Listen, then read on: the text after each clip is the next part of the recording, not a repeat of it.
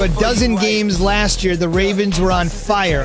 They were on 10-2. They had won 8 in a row. That streak would get to a dozen. They were running away with the AFC North. Last night, they were lucky to run away from the hapless Dallas Cowboys. They double them up. They're right back in it. At least they feel. Lucky. They had 300 yards running from them dudes. Come on, man. The Cowboys, they should be tripling them up the way the Cowboys are playing this year. We should mention that Baltimore has now won its first game in over a month. They snap a 3-game losing streak. They're 7-5, still on the outside. Looking in. Keyshawn, J. Will, and Zubin, presented by Progressive Insurance. So we had all those games Sunday, 2 games Monday, a game Tuesday. Today we get the respite, and then tomorrow we're back for Thursday Night Football. The Ravens appear to be back as well. Again, not last year, not Lamar, not the unanimous MVP. Back on track, easy schedule the rest of the way. Is it possible they win out? That's it. 10 win? Is it possible they can sneak in? Well, first of all, let's back up a minute. I don't think it's an easy schedule. It's not a overly complicated schedule, right? I mean, when you think about 2 games that they could potentially lose, would be the Browns and the Giants. I got them going 3-1. One of those 2, they're going to lose, in my opinion. Whether it's the Browns or whether it's the Giants. Browns, Jags, Giants, Bengals. Those are the 4. Browns, Jags, Giants, Bengals in that order. Because the Giants are playing for something as well, and they've seemed to have gotten better as time has gone on, especially the second half of the season, they can be a problem for them. And then Cleveland, the same sort of situation. Cleveland remembers week 2. They're playing much better now. They're not going to feel, they're at home. It doesn't really mean nothing. It's not 80,000 screaming fans, but short week. It's a Monday night game. At least it's at home. Mm-hmm. But Baltimore did what they're supposed to do last night after a long layoff, like you said. Finally getting this game in.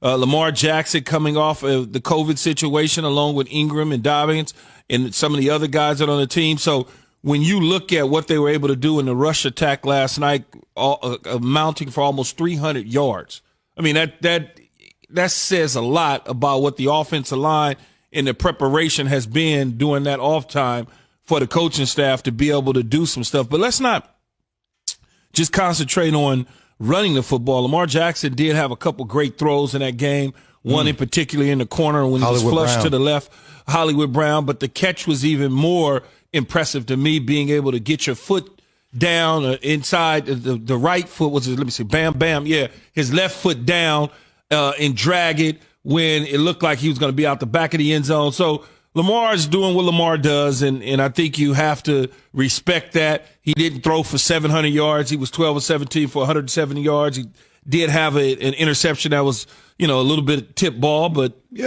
that's what you get. And you get the W. I was overly impressed with Lamar Jackson last night. I was always wondering, I heard Adam Schefter talk about this yesterday. How will his conditioning be? How will his rhythm be? How will his timing be?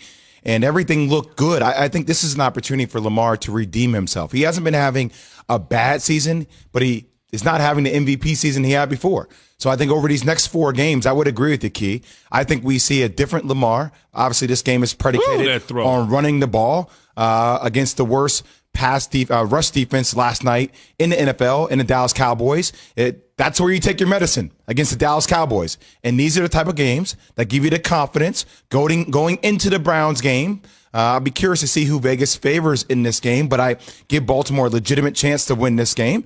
And I think they barely sneak in due to how Lamar plays. Yeah, and you look at Lamar's statistics from last year to this year, slightly down a little bit. Completion percentage is at about 64%. Last year, 66%. To me, that's the same thing. And who's he throwing the ball to, Key? Hollywood Brown made a couple catches last night. I know, but not the same big targets that we talk about. I'd like to see him with a guy like an alpha dog. Hollywood Brown could be there, but I'd like to see him with a Julio Jones, a Michael Thomas, a DeAndre Hopkins. Give him one of those type of guys. Find a Justin Jefferson in the draft. Give him a playmaking receiver. Go get him a DK Metcalf somewhere. But historically, though, the Ravens have always, to a degree, struggled to find just big-time wide receivers and alpha dogs.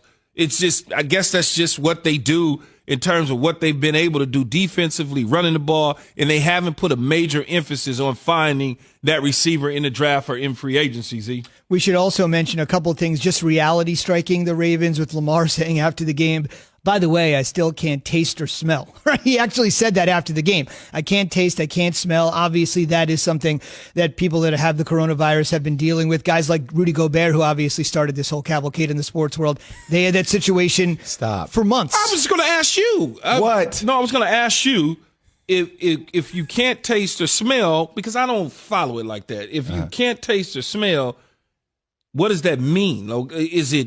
Is it just the back end of the virus, or is it just we don't know when it's going to come back, or how does that work? I mean, they typically do come back. I mean, it's taken a while, but those are just the symptoms of COVID-19.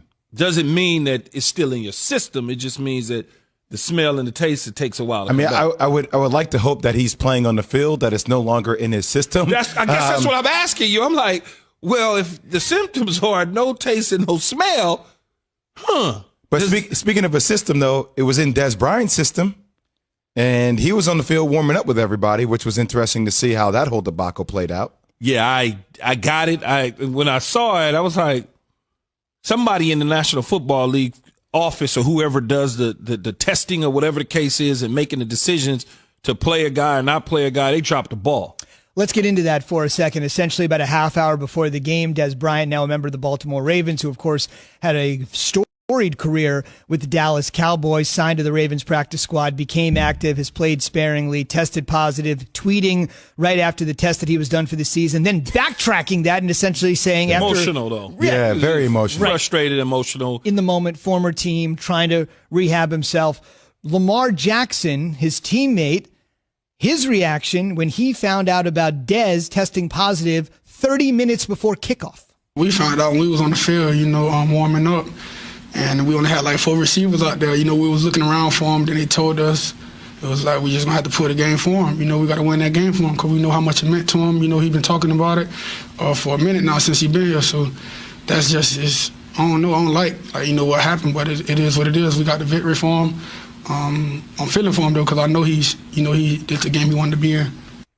Yeah, I feel bad for him too because it's certainly 2.5 years he's been looking forward to this. Right. A year ago, New Orleans Saints tears his Achilles. They sign him. Then he sits out, waiting for the right opportunity.